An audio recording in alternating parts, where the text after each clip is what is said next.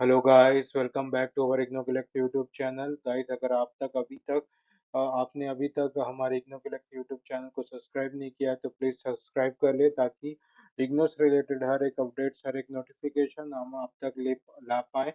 Guys, आज का important session है इग्नो एग्जाम के, जो how to increase the speed scientifically proven.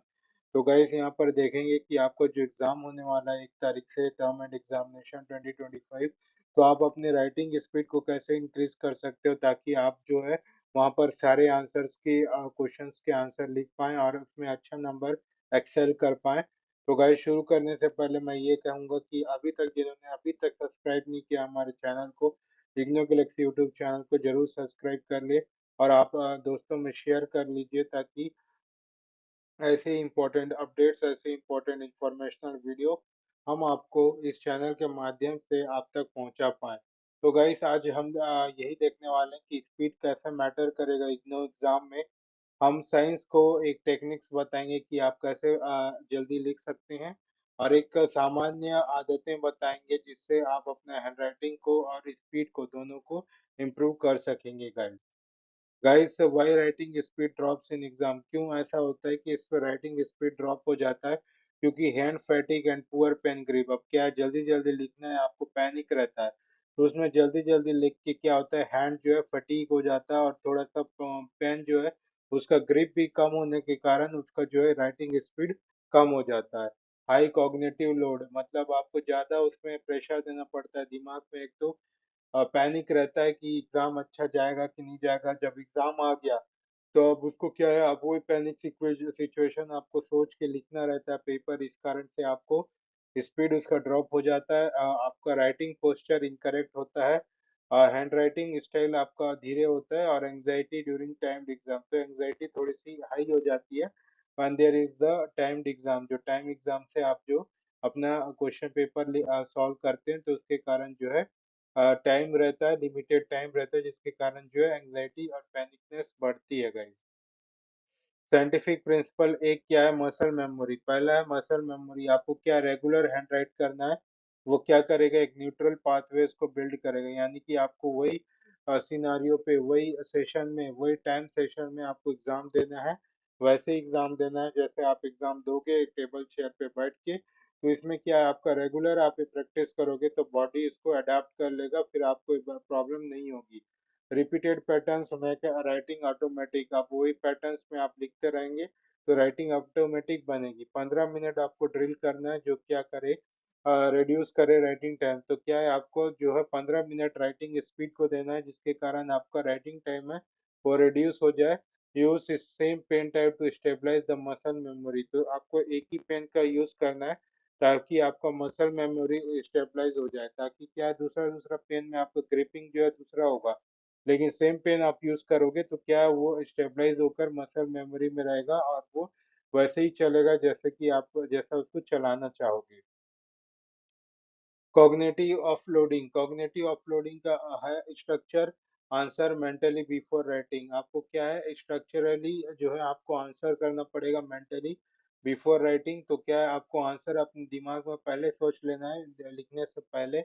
आपको एक स्मॉल मेंटल टेम्पलेट्स भी बना लेना है फॉर लॉन्ग आंसर, जैसे कि फ्लो चार्ट हो गया, डायग्राम हो गया। तो इसको अपने दिमाग पर एक टेम्पलेट बना देंगे, ताकि आप जब लिखते रहेंगे तब वो चीज बाहर आए। और reduces pauses and rethinking during writing. तो क्या पॉज लेना आपको कम करना पड़ेगा, फ्लो को एकदम प्रोसेस में लेके जाएंगे, फ्लो को मतलब बिना रुकावट के, बिना पॉज किए, बिना रीथिंक किए आप उसमें प्रोसेस के थ्रू उसको चलते जाएंगे, है ना। ग्रेजुअली, धीरे धीरे भी या फिर फास्टली भी लिखना चाहे तो भी रुकिएगा नहीं, ना ही उसको फिर से विचार कीजिएगा, बस लिखते जाएंगे, है ना। जिससे क्या है, आपको क्या राइटिंग लिखने में आपको स्पीड मिलेगी, और आप जल्दी लिख पाएंगे।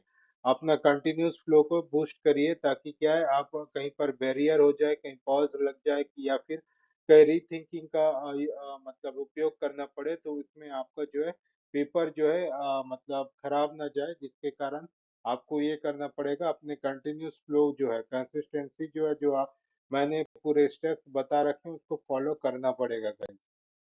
Best pen to increase speed आपको 0.5 से 0.7 mm के जेल पेन यूज करने हैं। आपको प्रेशर में जो पेन को लगनी है वो लो प्रेशर पेन यूज करना है, जो कि आपको हैंड स्ट्रेन से बचाए। आपको बॉल पेन अवॉइड करना है फॉर लॉन्ग राइटिंग।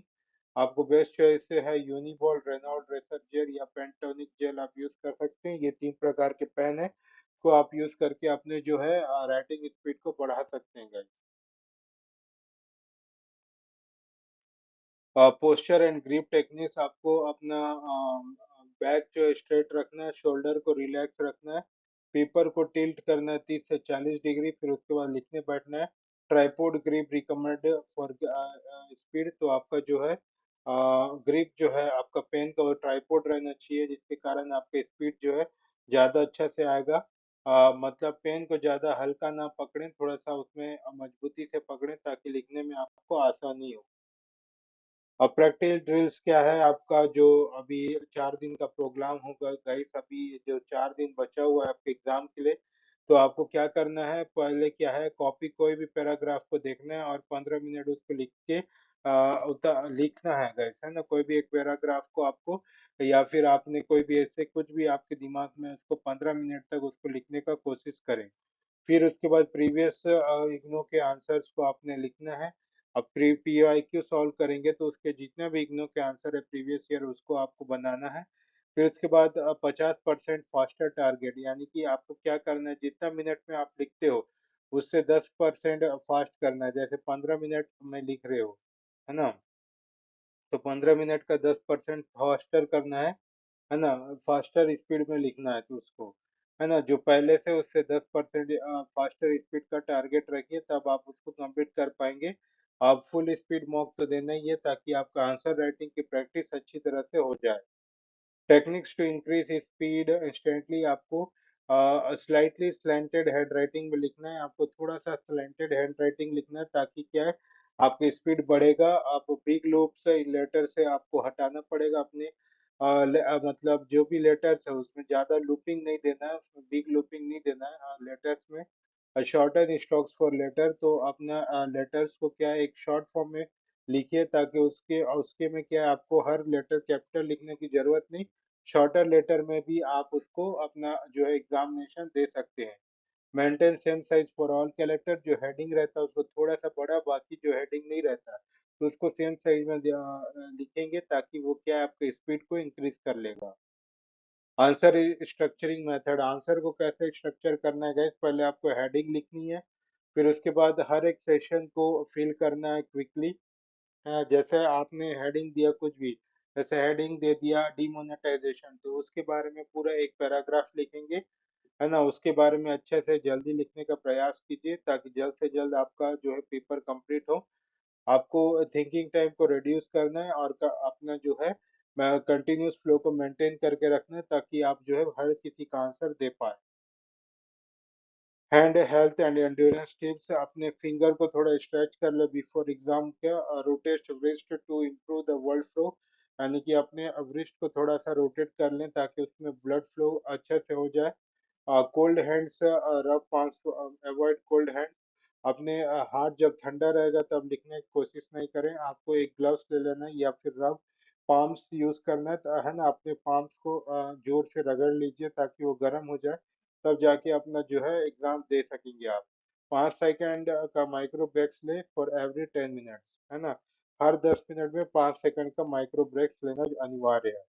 तो इग्नो का यही है गाइस, इसमें कि आपको 2 से 3 साल का प्रीवियस ईयर के पूरा पेपर्स के आंसर को निकालना है और उसकी प्रैक्टिस करनी है।